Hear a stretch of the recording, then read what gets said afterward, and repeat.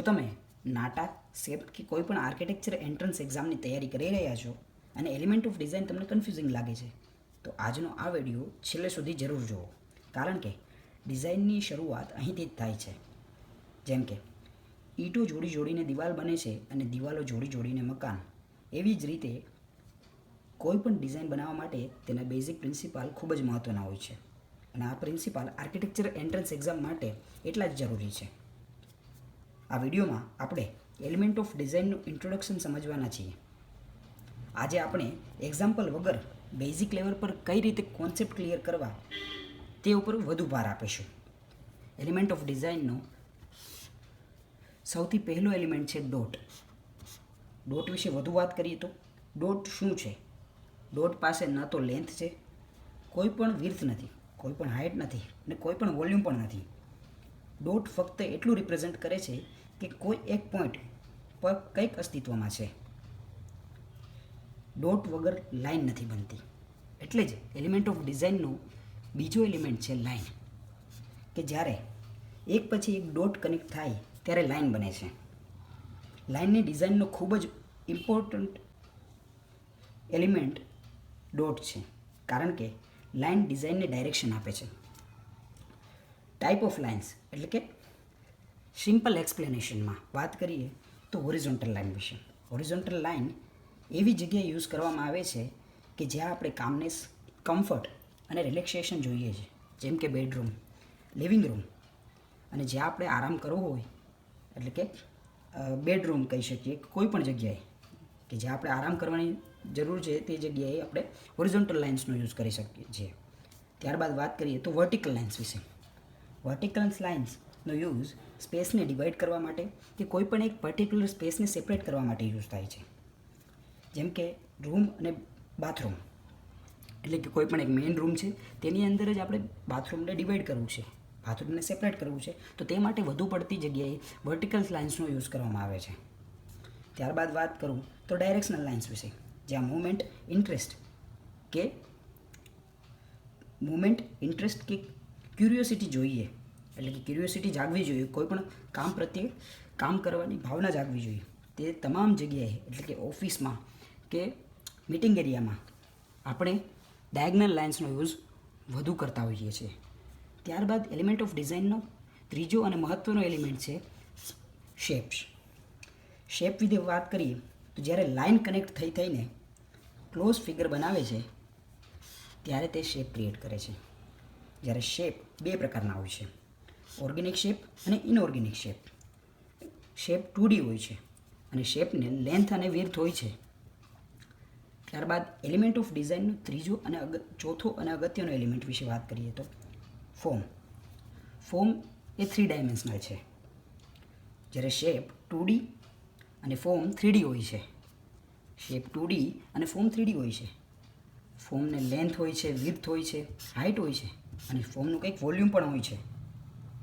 ફોર્મના ક્વેશ્ચન્સ નાટામાં બહુ જ ઇમ્પોર્ટન્ટ હોય છે. ઘણી વખત ઓપ્શન્સમાં શેપ અને ફોર્મ વચ્ચે ડિફરન્સ પણ પૂછાય છે. ત્યારબાદ એલિમેન્ટ ઓફ ડિઝાઇનનો ચોથો અને અગત્યનો એલિમેન્ટ છે ટેક્સચર. ટેક્સચર એટલે આપણે કોઈ પણ સરફેસને ફીલ કરીએ. એ તો ફિઝિકલી પણ હોઈ શકે છે અને તે સ્મૂથ પણ હોઈ શકે છે. વિઝ્યુઅલી પણ આપણે તે સરફેસને જોઈ શકીએ છીએ અને ફિઝિકલી અડીને પણ આપણે તેને ફીલ કરી શકીએ છીએ. એક્ઝામ્પલ તરીકે આપણે કાચના સરફેસને અડીએ છીએ ત્યારે તે સ્મૂથ છે, જ્યારે આપણે વુડના સરફેસને અડીએ છીએ ત્યારે તે રફ છે. આ ડિફરન્સ ટેક્સચરના કારણે છે. ત્યારબાદ અગત્યનો એલિમેન્ટ ઓફ ડિઝાઇનનો સાતમો અને અગત્યનો એલિમેન્ટ સ્પેસ. સ્પેસ વિશે વધુ વાત કરીએ તો ડિઝાઇન હંમેશા સ્પેસમાં બને છે. સ્પેસ વગર ડિઝાઇન ક્રાઉડેડ લાગે છે અને ડિઝાઇન વિઝ્યુઅલી ડિસ્ટર્બ લાગે છે. સ્પેસ એટલો જ ઇમ્પોર્ટન્ટ છે કારણ કે ડોટ વગર લાઇન ક્રિએટ ન થઈ શકે, લાઇન વગર શેપ અને શેપ વગર ફોર્મ, અને આ તમામ વસ્તુ સ્પેસની અંદર જ્યાં સુધી ડિઝાઇન ન થઈ શકે ત્યાં સુધી ડિઝાઇન કમ્પ્લીટ ન થઈ શકે. એટલા માટે જ સ્પેસ પણ એટલી જ ઇમ્પોર્ટન્ટ છે. સ્પેસની અંદર પણ નેગેટિવ સ્પેસ અને પોઝિટિવ સ્પેસ આ બંનેને આપણે બેલેન્સ કરીને સ્પેસને ડિઝાઇન કરવાની હોય છે. જ્યારે આપણે બેડરૂમની અંદર જોઈ શકીએ છીએ કે બેડ પછીનો જે એરિયા છે કે જેને આપણે ચાલવાના છીએ તે એરિયા પણ એટલો હોવો જોઈએ કે જેટલા એરિયામાં આપણે બેડ રાખેલો છે. એવી જ રીતે એલિમેન્ટ ઓફ ડિઝાઇનનો છેલ્લો પ્રિન્સિપાલ સ્કેલ અને પ્રપોર્શન. એલિમેન્ટ ઓફ ડિઝાઇનનો છેલ્લો એલિમેન્ટ સ્કેલ અને પ્રપોર્શન.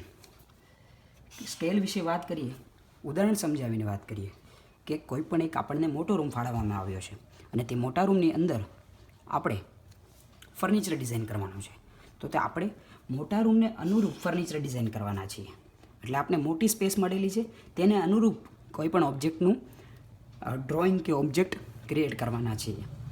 તો સ્પેસ અને ઓબ્જેક્ટ વચ્ચેનો જે રિલેશન છે તેને આપણે સ્પેસ કહીશું.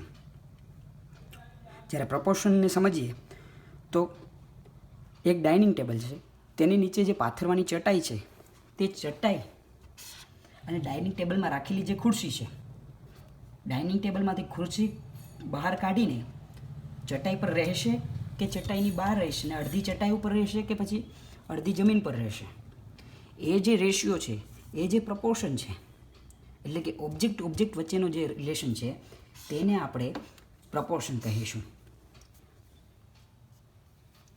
સૌથી પહેલાં સ્પેસ અને ઓબ્જેક્ટ વચ્ચેનો જે રિલેશન છે તેને આપણે સ્કેલ કહીશું અને ઓબ્જેક્ટ વચ્ચેનો જે રિલેશન છે તેને આપણે પ્રપોર્શન કહીશું.